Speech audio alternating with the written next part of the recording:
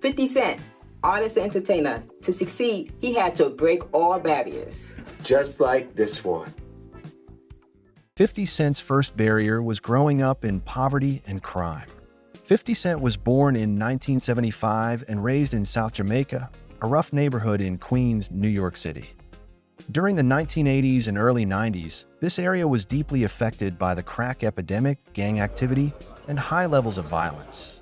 Families struggled to survive, and many turned to the drug trade for income. Police presence was heavy, but crime remained high, with shootings and robberies being common. 50 once described his neighborhood as a place where either you hustled or you went hungry. 50 Cent's mother, Sabrina, was a drug dealer. She had him when she was only 15 and raised him on her own. When he was 8 years old, she was murdered, allegedly drugged and left to die from gas inhalation. After her death, 50 went to live with his grandmother, along with 8 other children in a crowded house. The trauma of losing a parent at such a young age and not knowing his father left him emotionally hardened. By the time he was 12, 50 Cent began selling crack cocaine. He hid drugs in his sneakers and cooked crack in his home while his grandparents thought he was in school. He was arrested several times for drug possession and dealing. One of his early charges came from being caught with crack and heroin at school. He wore a bulletproof vest even as a teenager because of how dangerous the streets were. These experiences gave him a first-hand education in hustling, but they also came with constant danger and run-ins with law enforcement. This loss forced him to grow up fast, both emotionally and in terms of survival. How he overcame it? First, he developed a hustler's intelligence. The street life taught him entrepreneurial skills, risk-taking, negotiation, branding, and supply management. He learned how to adapt quickly, read people, and strategize, skills he would later apply to the music business.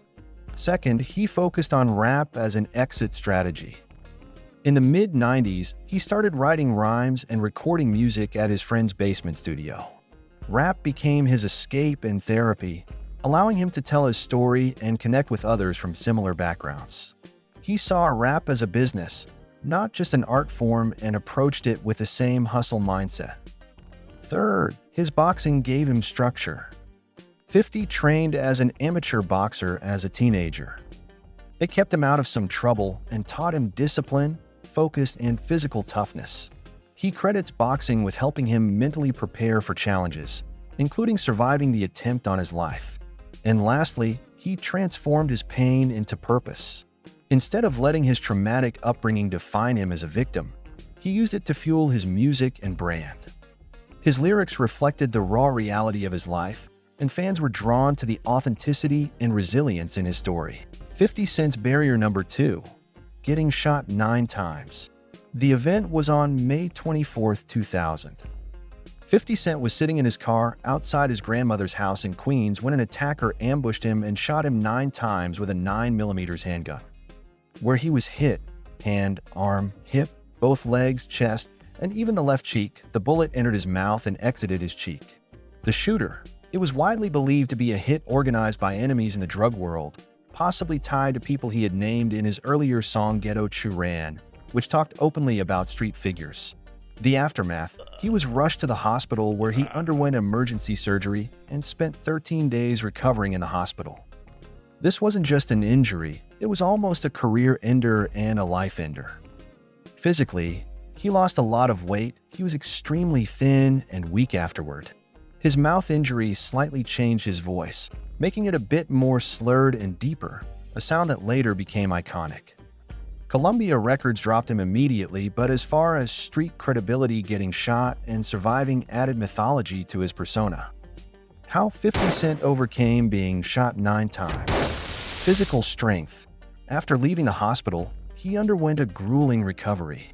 He worked out daily, regained his weight, and built an even stronger physique. Mental fortitude. 50 described the experience as clarifying. I didn't get scared. I got angry. Instead of living in fear, he saw survival as a sign he had a greater purpose. He became emotionally colder and more calculating, traits that helped him survive in the music business. He didn't hide the fact that he was shot. He built his entire image around it. The bulletproof vest became a symbol of 50 Cent, a visual reminder of his survival and toughness. His story of surviving a shooting became part of his get rich or die trying brand. Either he was going to make it big or die trying. No label wanted to touch him, so 50 went independent. He recorded dozens of mixtapes, including Guess Who's Back?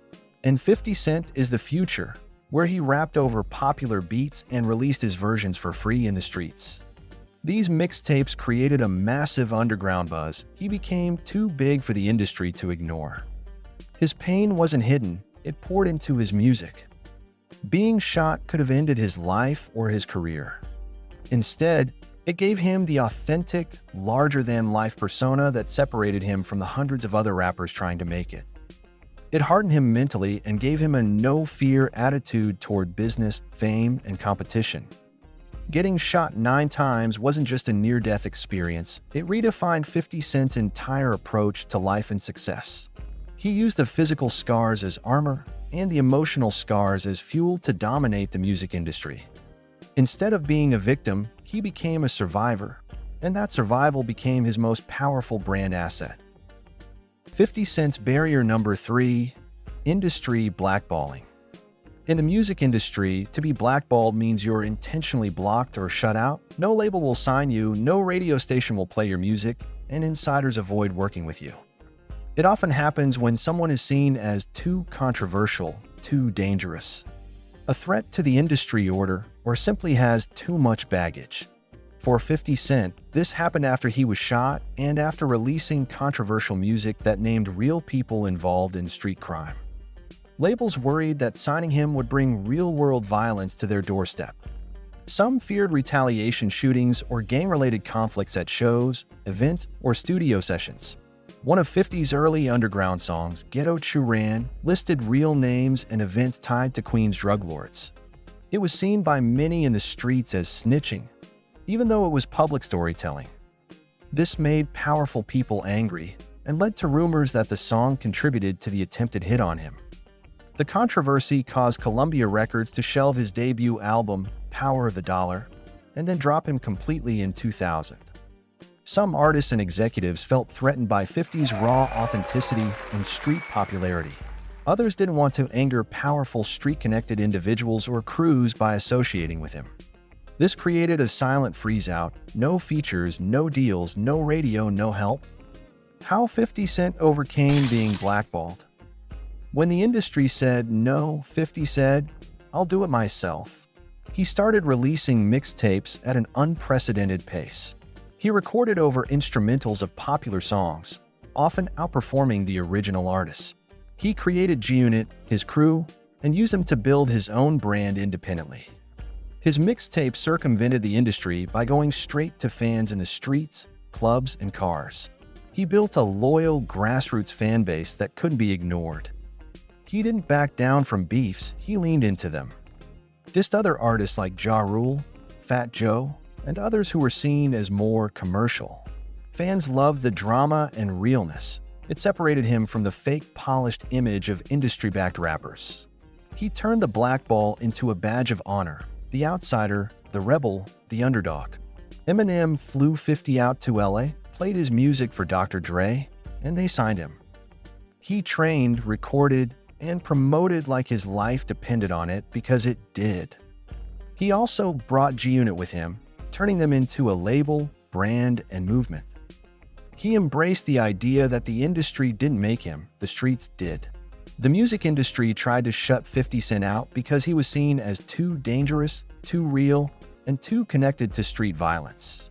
Instead of begging for acceptance, he out-hustled the system, used mixtapes and controversy as tools, and forced the industry to acknowledge him on his own terms. Getting blackballed made him hungrier, smarter, and more ruthless, traits that became the foundation of his empire. 50 Cent's barrier number 4, beef with Ja Rule and Murder Inc.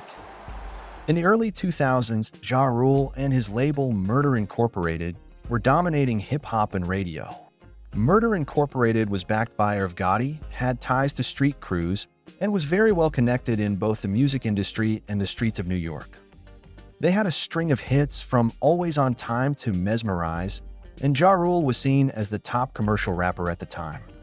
Then came 50 Cent, a street rapper from Queens with a grudge. How the beef started. 50 Cent, he claims that Ja Rule got robbed for his chain in Queens and blamed 50 because he was friendly with a guy who did it. Ja Rule reportedly felt disrespected and started beefing with 50. While Ja Rule says the tension started when 50 tried to intimidate him in a club in 1999 when Ja was already buzzing in the industry. In 2000, 50 Cent and Ja Rule's camps clashed at the Hit Factory studio in NYC. 50 was allegedly stabbed by Murder Incorporated affiliate Black Child during a fight, and criminal charges followed. Murder Incorporated was under federal investigation for money laundering due to connections between Irv Gotti and drug kingpin Kenneth Supreme McGriff, a feared figure in Queens. 50 had previously named Supreme in Ghetto Chew Ran, fueling rumors that Supreme was behind the hit that left 50 shot 9 times. So 50 wasn't just beefing with Ja, he was up against a crew connected to powerful street figures and music execs. He used diss tracks as weapons such as Life's on the Line, Back Down, and Wanksta. These songs challenged Ja Rule's street credibility and branded him as a fake gangster who sang love songs. 50 positioned himself as the authentic street guy, while painting Ja Rule as a pop rapper pretending to be tough. This beef wasn't just a career issue, it was tied to real criminal networks, possible retaliation, and real street warfare. How 50 Cent overcame it. Once signed by Eminem and Dr. Dre, 50 had the backing of two of the biggest names in music. Eminem also jumped in the beef, dropping lines against Ja Rule and supporting 50 in public. While Ja focused on radio hits, 50 released gritty street albums and kept the pressure on. His album Get Rich or Die Tryin', 2003, crushed Ja Rule in sales and influence. It was clear the tide had shifted. 50 didn't just win the war in music, he convinced the streets that Ja Rule had lost credibility. Hip-hop fans sided with 50, and Murder Incorporated's reputation collapsed. 50 had effectively destroyed Ja Rule's image and shifted the entire direction of hip-hop toward his brand of street realism. Rather than be crushed by a more powerful enemy, 50 Cent used his mind, his pen, and his work ethic to dismantle their empire and replace it with his own. 50 Cent's barrier number 5, music industry challenges. In 2003, the music industry presented new, complex problems. These weren't about street violence or blackballing, they were about how to stay relevant, keep control, and transition from artist to mogul. Shifting music trends and losing popularity. The industry moved away from gritty street rap toward more melodic, emotional, and experimental styles like Kanye West and Drake. 50's aggressive, hard-hitting style started feeling old school to a new generation. Many artists got trapped in bad contracts, giving up control of their masters and publishing. 50 had to navigate a label system designed to benefit corporations more than the artist. Retaining control over his music, image, and business decisions became an uphill battle. 50 was running a label and managing egos while trying to stay relevant himself. With the fall of CD sales and rise of streaming, artists now had to be content creators and marketers, not just musicians. The financial model changed, forcing him to rethink how to profit from music. And over time, 50 was no longer the hottest name in hip-hop. Younger artists captured the attention of fans and media. Some former fans began labeling him as a relic of a past era, a blow to both ego and brand. So, how did 50 Cent overcome all this? Despite all these industry hurdles, 50 Cent adapted better than almost any rapper of his generation. First, 50 became a businessman, not just a rapper. 50 didn't rely on music alone. He diversified early, investing in businesses like Vitamin Water. His equity stake made him tens of millions, G-Unit Clothing, and film/TV production like Power and BMF. These ventures replaced income lost from declining music sales. He learned the business inside out. He studied contracts, hired smart legal teams, and built ownership into every move.